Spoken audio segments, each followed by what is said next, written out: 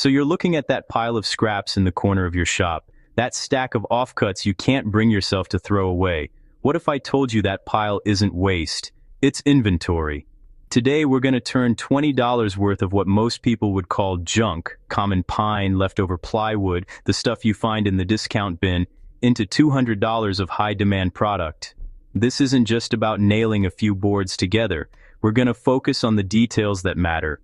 Tight joinery that feels solid, premium finishing that begs to be touched, and a workflow that lets you build efficiently, not just busy.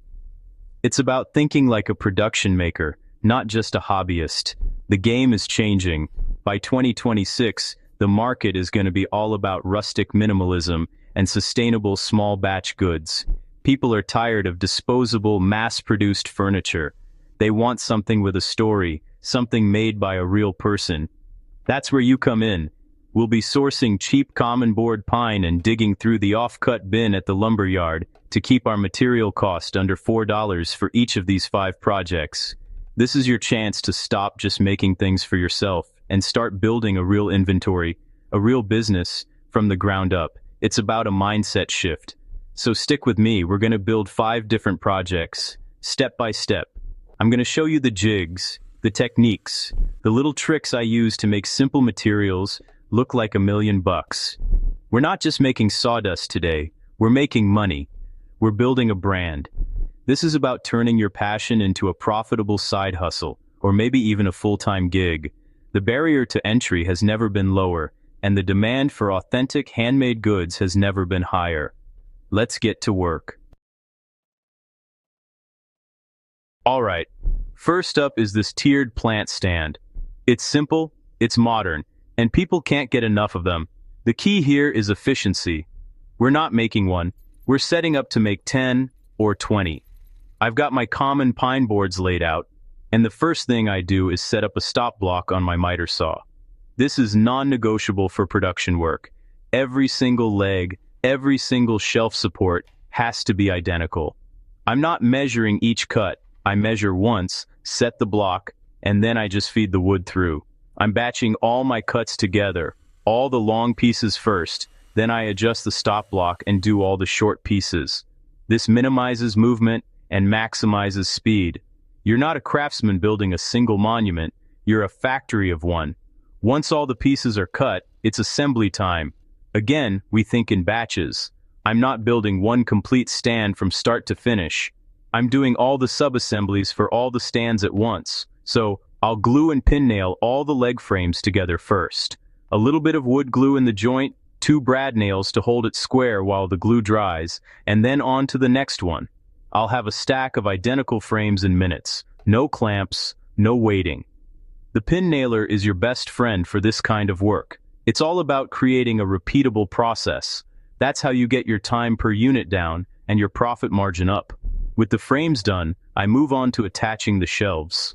I use a simple spacer block, just a scrap piece of wood cut to the right height, to make sure the spacing between each tier is perfect every single time.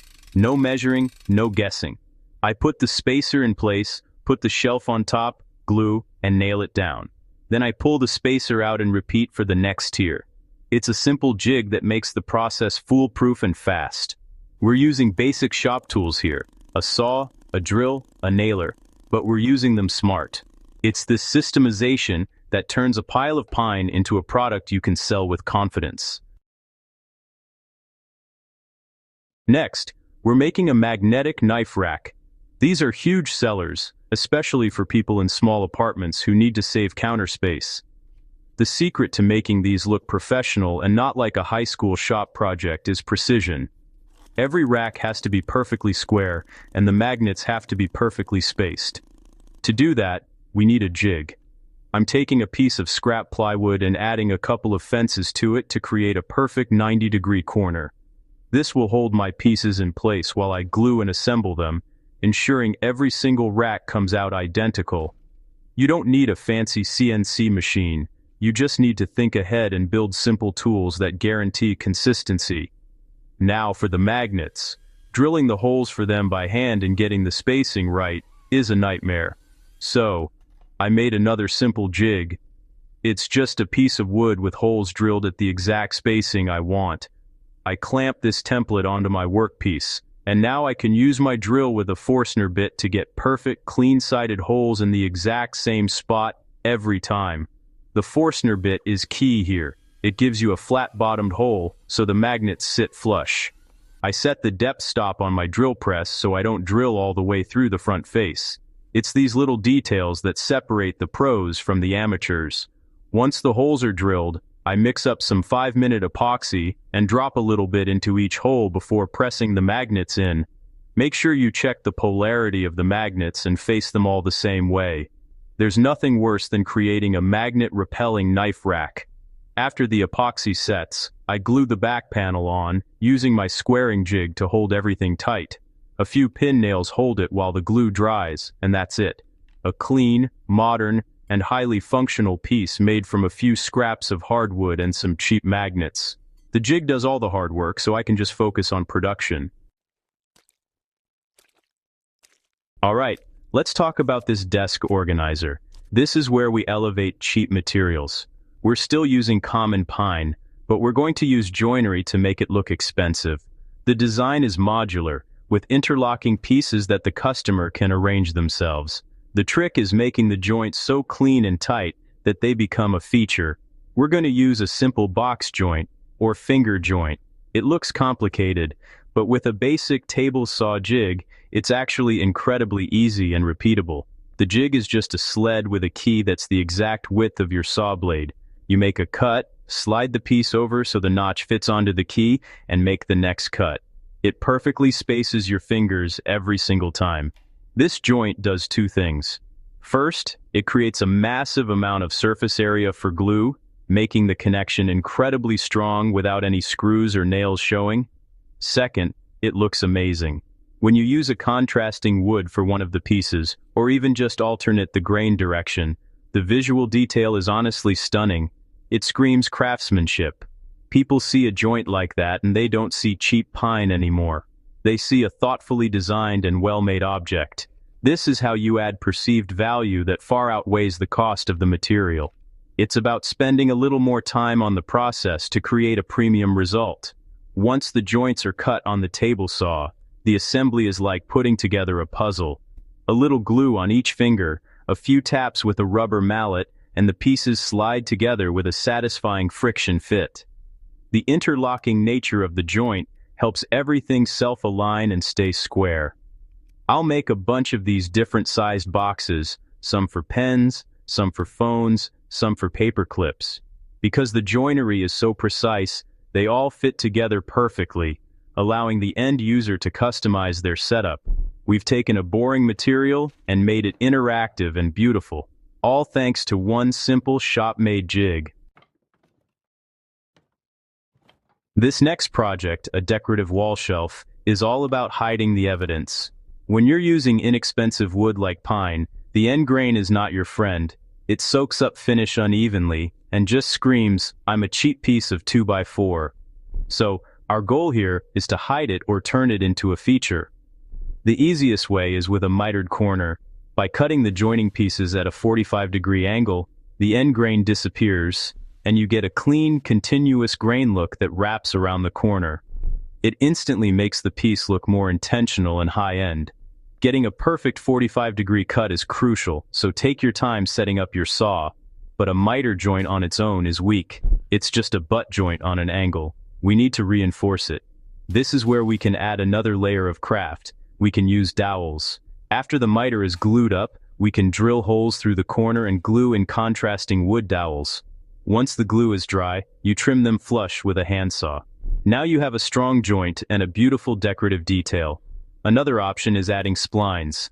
After the miter is glued, you can cut a thin slot across the corner on your table saw and glue in a thin strip of a contrasting wood. This adds immense strength and a sharp, geometric detail that really pops. These little touches are what people pay for. They don't know it's called a spline or a dowel. They just see that it looks different from the stuff at the big box store. It looks like someone cared. And you don't need to stop there. A simple roundover or chamfer on all the edges with a router or even a block plane can soften the look and feel of the piece, making it more inviting to touch. It's a 5-minute step that takes the project from a sharp-edged box to a finished piece of decor. We're layering small, simple techniques to build value. For our last project, we're making a rustic serving tray. The goal here is to take our boring, clean pine and give it character and texture. We're going to make it look like it's been around for 100 years. The first step is adding physical texture. My favorite way to do this is with a wire brush. You can get one that fits in your drill for just a few bucks. You run it over the surface of the wood, following the grain. It scrubs away the soft early wood and leaves the harder late wood behind, creating this beautiful, raised grain texture that you can really feel. It instantly gives the wood depth and a weathered look. Don't be gentle. You really want to dig in and create those hills and valleys. Now for the real magic shosugi-ban. It's an ancient Japanese technique of charring the wood. I just use a simple propane torch. You pass the flame over the surface of the wood, charring it to a deep, dark black. It looks like you're destroying it, but you're not. The flame burns the textured surface we just created, highlighting the grain even more. You can go for a light toast or a deep alligator skin char. It's an incredibly satisfying process. Once it's charred and has cooled down, you come back with your wire brush and gently brush away the loose soot. What you're left with is amazing. The raised, harder grain will be a lighter brown or gray, and the recessed, softer grain will remain a deep black. You get this incredible two-tone, highly textured effect that looks like ancient reclaimed barnwood. It's a high-end finish that costs you nothing but a little bit of propane and some elbow grease. Slap a couple of cheap black handles on the sides, and you've got a serving tray that looks like it came from a high-end catalog. This is the ultimate transformation, taking the cheapest wood you can find and turning it into something that feels ancient and valuable. So there you have it. 5 finished products ready to sell, but the final 10% of the work is what really makes it professional. The finish. Forget those standard hardware store stains. For a premium feel, you want to use an eco-friendly hard wax oil. It's easier to apply, it's food safe for things like the serving tray, and it gives the wood a deep, natural-looking matte or satin sheen that feels incredible to the touch. It doesn't look like a plastic film sitting on top of the wood, it looks and feels like part of the wood itself. This is a pro-level finish, and don't forget to make your mark. A simple electric wood-burning iron with your logo, or even a small laser-etched brand, is the final touch. It's your signature. It tells the customer this was made by a person, not a machine. Now you have inventory, but you need a sales plan. These items are perfect for digital marketplaces like Etsy or Facebook Marketplace, but don't underestimate your local options. Small coffee shops, boutiques, and farmers markets are always looking for unique, locally made goods. Take some good photos, write a simple description focusing on the handmade aspect, and set your price. This brings us to my 5 for 20 rule. We spent about $20 on materials to make one of each of these. With smart pricing, you should be able to generate around $200 in revenue. That's a 10 times return. And once you get your workflow down, you should be able to batch out 5 pieces in about an hour of labor. The path from hobbyist to profitable maker is right in front of you. It's not about having the fanciest tools. It's about having the right mindset and the right process. It's about seeing the potential in a pile of scraps and having the know-how to unlock it. I've given you the roadmap and the techniques. Down below, you'll find the cut lists for all 5 of these projects. Don't just watch this video. Pick one, go out to your shop, and start your first build today. Your woodworking business starts now. Get out there and make some.